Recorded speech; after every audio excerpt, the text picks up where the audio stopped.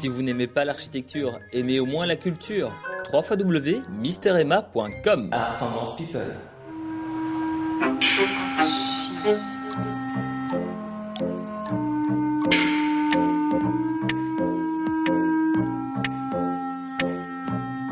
Bonjour et bienvenue dans Archurbain, l'émission qui vous parle d'architecture et d'urbanisme à Bruxelles.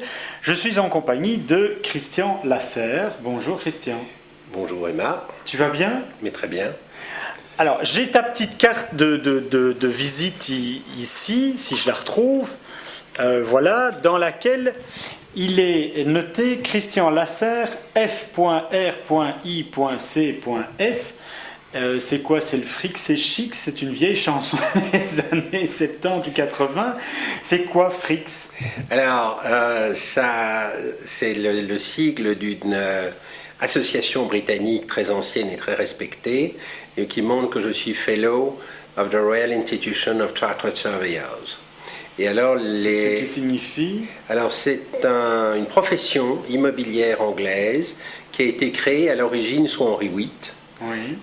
Qui, lorsqu'il a créé l'église anglicane, a commencé par créer un corps de géomètres pour exproprier avec méthode les biens de l'église. D'accord. Et puis après cela, ça a entraîné toute une série de formations immobilières, d'expériences immobilières qui ont été particulièrement valorisées sous l'Empire britannique, bien entendu, qui fait qu'on retrouve des frics ou alors des mrix. Il y a deux catégories, oui. Member ou fellow, question d'âge et d'ancienneté, d'expérience, un peu partout dans le monde et notamment, bien entendu, dans les pays anglo-saxons et anglophones. Alors sur ta carte de visite, il est également écrit C.L.ISA, donc oui. Ça c'est ta société parce que tu es consultant. Voilà. Alors CLI, ça veut dire Christian Lasserre, immobilier. D'accord. Et alors consultant, c'est quoi au quotidien? Alors, je ne fais pas de l'intermédiation immobilière, je fais des études immobilières. D'accord. Et des études immobilières pour le secteur public ou privé qui ont une ambition.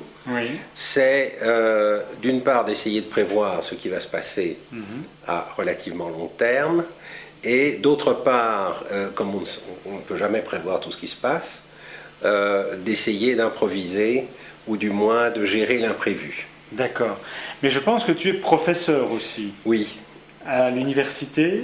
Alors j'ai donné cours pendant 15 ans d'économie de la construction à l'école de la Cambre, devenue faculté d'architecture de l'ULB avec Horta, et cours également d'économie du patrimoine, et je donne encore cours d'urbanisme opérationnel à l'université de Louvain, et je dirige l'executive master immobilier à l'Académie Louvain dans le groupe Louvain School of Management.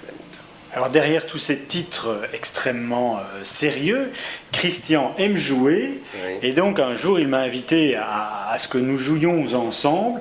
Je te propose que nous allions tout de suite essayer de prévoir des choses, parce que c'est un peu ça dont on vient de parler.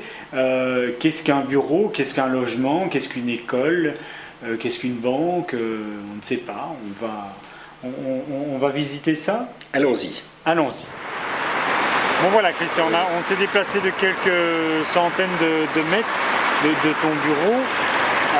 C'est quoi le jeu auquel tu veux que je joue alors ce que je voulais montrer, c'est la mixité urbaine, à la fois dans le temps et dans l'espace. Oui. L'avenue Louise et le quartier Louise sont un endroit où cohabitent encore des bureaux, du logement, du commerce. Oui, tout à fait. Et de manière assez diversifiée.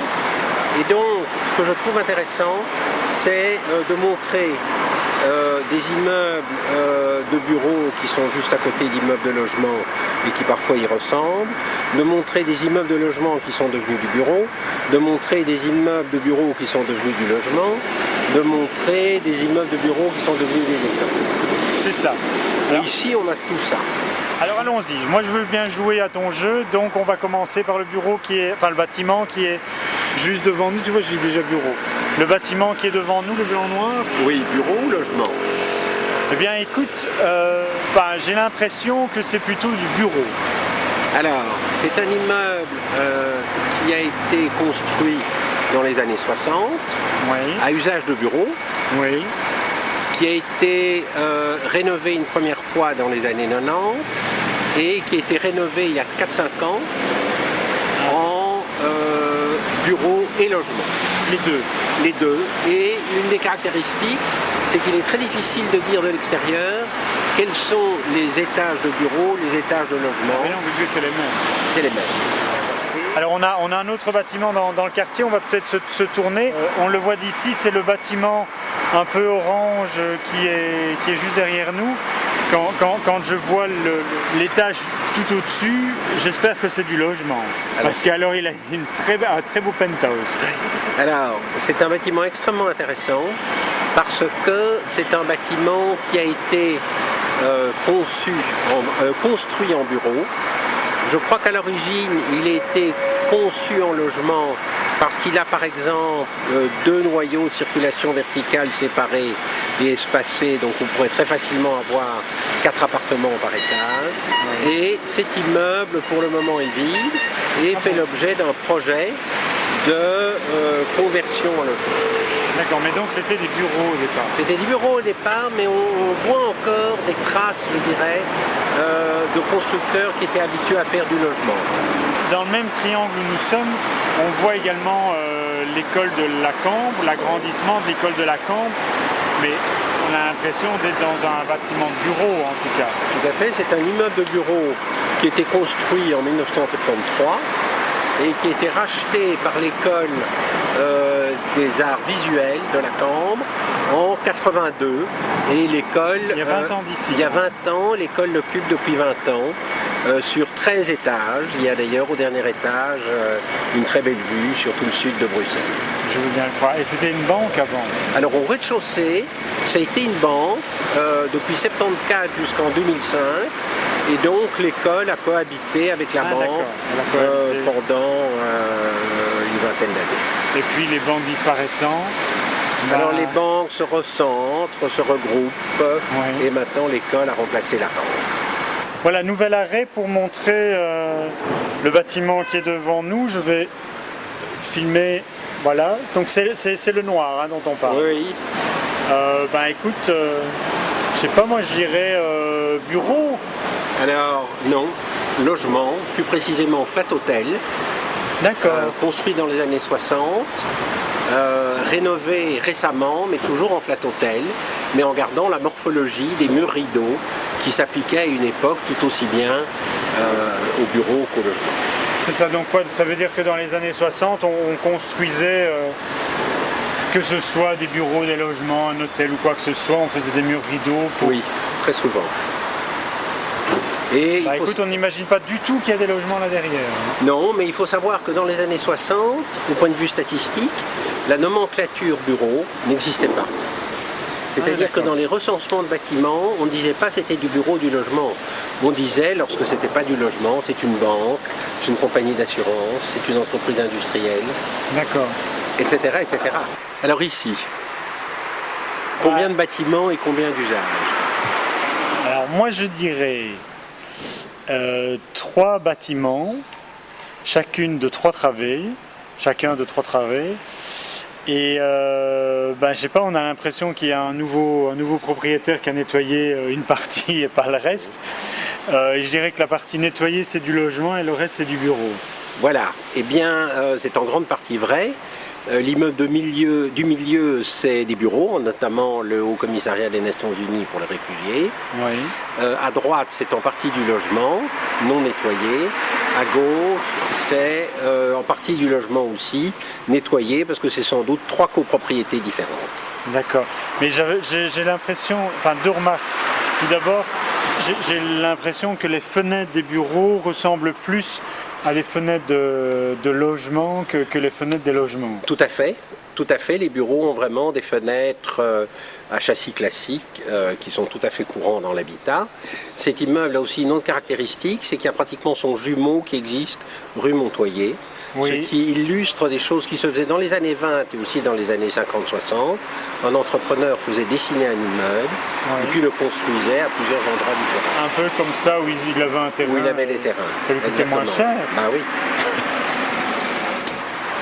Bon Christian, nous sommes légèrement déplacés de l'avenue Louise à l'avenue des Arts et nous sommes devant un bouquiniste très connu sur la place bruxelloise. Pourquoi est-ce que tu m'emmènes ici? Eh bien parce que c'est pas un bouquiniste, mais c'est la plus grande librairie de plein pied d'Europe, Oui. d'une part, et d'autre part parce qu'il occupe ce qui était dans le temps 3 ou 4 grands halls bancaires construits au début des années 70 en rez-de-chaussée des immeubles de bureaux, qui ne voulaient surtout pas de restaurants ou d'autres choses comme ça au rez-de-chaussée. Et en fait, ces halls bancaires, pendant 20 ans, ont été occupés, la plupart d'entre eux, par des banques, soit par des banques américaines ou encore plus par des banques japonaises. D'accord. Qui faisaient de grands paysagers, qui avaient des salles de coffres, pas avec des coffres privés, mais avec des salles de coffres qui contenaient surtout des titres, des papiers, et peut-être des lingots d'or. Et donc, ici à l'intérieur, on peut trouver l'ancienne salle des coffres alors. On retrouve une des anciennes salles des coffres, qui est d'ailleurs comparable à celle que Virgin a utilisée aux Champs-Élysées pour mettre son rayon roman policier à l'époque. D'accord. Et donc, c'est actuellement le rayon anglophone de filigrane. D'accord. Christian, un mot à ajouter? Mais non, j'ai passé une excellente après-midi. Alors Christian, on va se dire au revoir ici. Je te remercie pour ces heures passées en ta compagnie et ce petit jeu de pistes de questions-réponses. On peut voir et revoir cette vidéo sur www.archiurbain.be. Quant à nous, on va se retrouver pour voir des contrats de quartier et d'autres bâtiments parce que tu as eu de nombreuses vies ici à Bruxelles et donc on va effeuiller petit à petit ta vie, si tu veux bien, entre différentes émissions. Donc c'est que la vie, c'est très bien. Merci beaucoup et à bientôt. Au revoir.